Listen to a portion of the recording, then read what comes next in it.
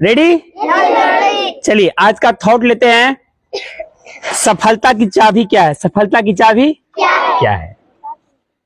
परीक्षा में अच्छा नंबर लाने का या पास हो जाने का क्या है? सुन रहे हैं बाबू?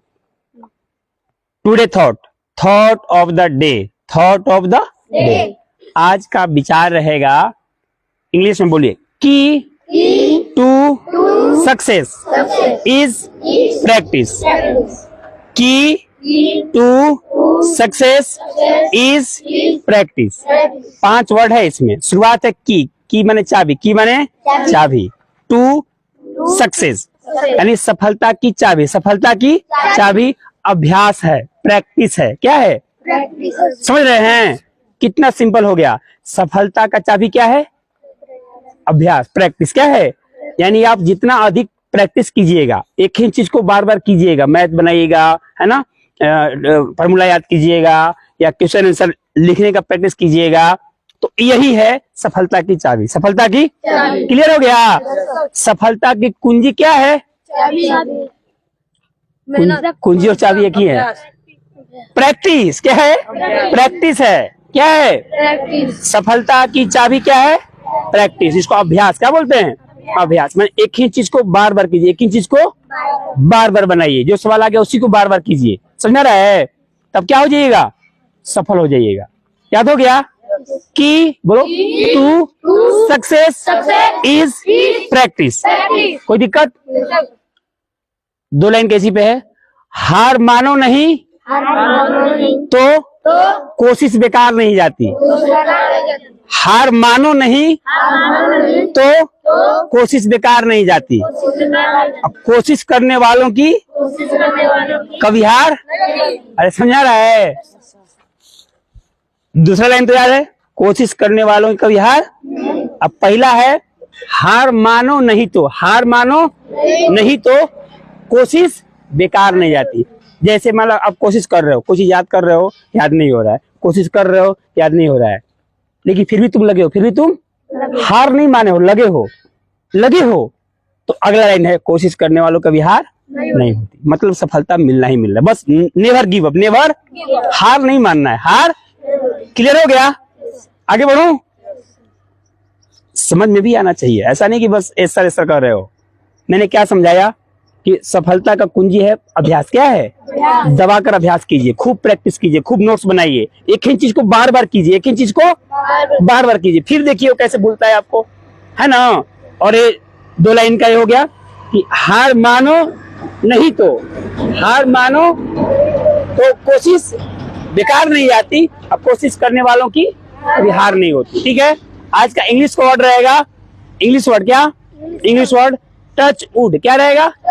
Touch wood. सुने हो? एनीबॉडी को बताएगा टच वुड का मतलब क्या होता है? Anybody else? टच वुड का मतलब होता है नजर ना लगे। क्या होता है? नजर ना लगे। बोलते हो ना भैया टीका उका लगा लो, क्या बोलते हैं, काजल लगा लो, नजर लग जाएगा ना। तो टच वुड क्या होता है? याद हो रहा है? TAUCH, TOUCH, TOUCH, touch wood, WWD। Touch wood माने नजर न लगे, नजर न लगे। टच वुड एक ही शब्द है, एक ही में रहेगा। टच वुड नजर न लगे।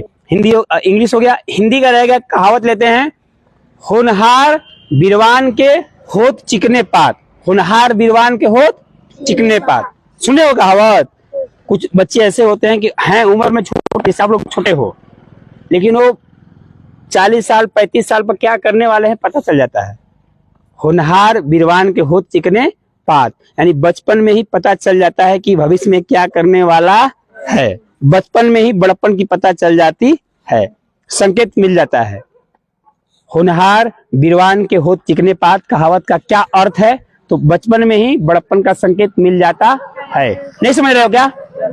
अब जो बच्चे एकदम नीट एंड क्लीन रह रहे हैं, साफ सुथरे कपड़े पहन रहे हैं, अपना होमवर्क बढ़िया से कर रहे हैं, तो क्लियर सी बात है क्यों आगे चलकर बड़े होने वाले हैं। जिनका नोट्स क्लियर है ना, फेयर क्लियर है, और साफ सुथरा कपड़े पहनते हैं, टाइम से स्कूल आते हैं, टाइम से जाते हैं, झगड़ा नहीं करते हैं, है ना। तो इसमें 2 राय नहीं है कि उनका भविष्य उज्जवल होने वाला है। किसी कोई माई का लाल नहीं है जो उनको रोक दे, कोई उनको रोक दे। किनको? जो टाइम से स्कूल आते हैं, होमवर्क कंप्लीट है, फेयर कंप्लीट है, साफ कपड़े पहनते हैं, अपना काम समय से करता है, तो उसका कोई माई का लाल नहीं है जो उनको आगे बढ़ने से रोक दे। समझ रहे हैं ना?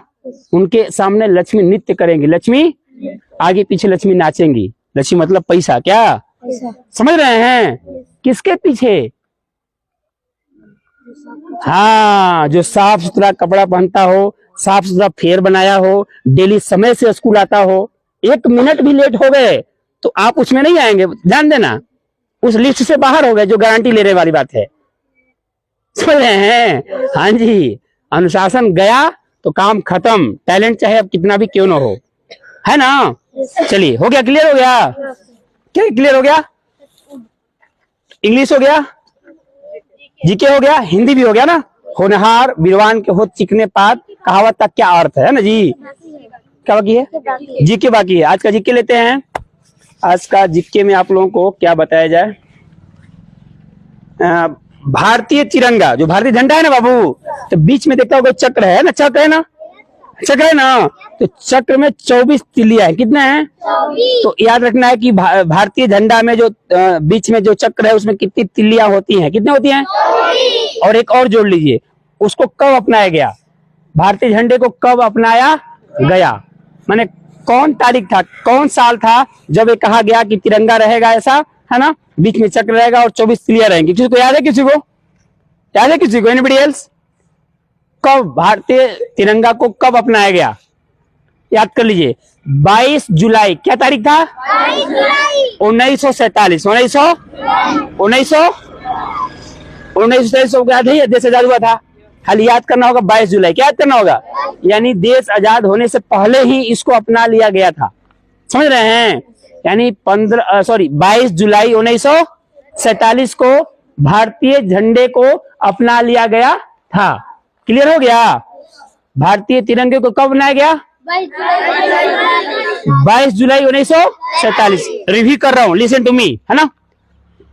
पे अटेंशन, ध्यान दीजिए। आज का रहा थॉट ऑफ द डे, की टू सक्सेस इज प्रैक्टिस। सफलता की कुंजी अभ्यास है।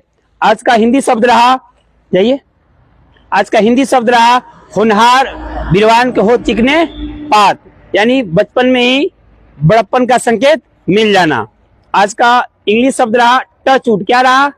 नजर न लगे। टच वुड मतलब नजर न लगे। आज का जीके रहा कि भारतीय तिरंगे को कब अपनाया गया, है ना? तो 22 जुलाई 1947। Okay, thanks a lot.